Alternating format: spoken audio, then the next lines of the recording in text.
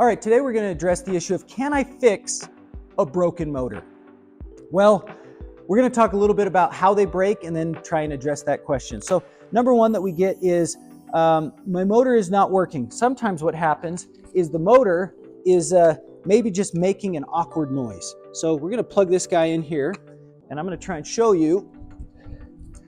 You don't actually have to have your motor connected to the chair. It needs to be connected here to be able to work, but we're going to try and show you. Listen, so if you come kind of zoom in here, and I'm going to try and get this microphone close, but you can see here that this motor, you can hear it's trying to work. And sometimes people say, hey, I hear my motor's trying to work. It's not going anywhere.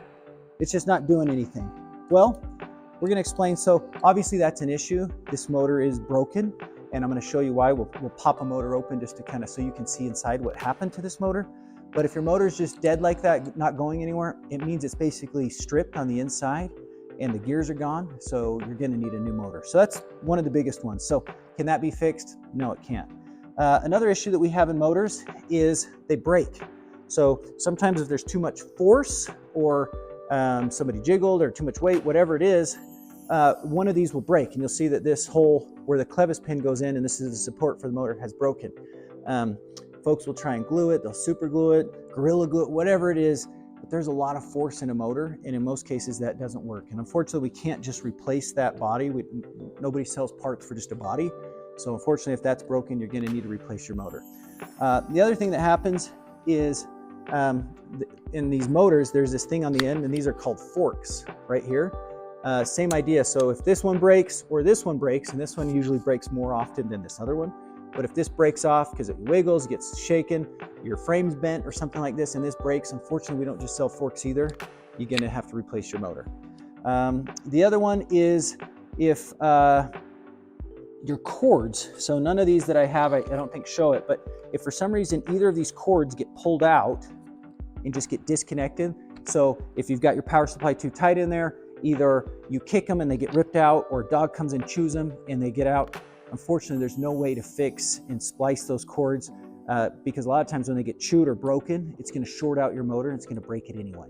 So if your cords are ripped out, you're going to have to replace it. Again, just send us a picture of your motor. Let us know what connections it had. Even if the dogs chewed it off, just send us the ones that were that it had.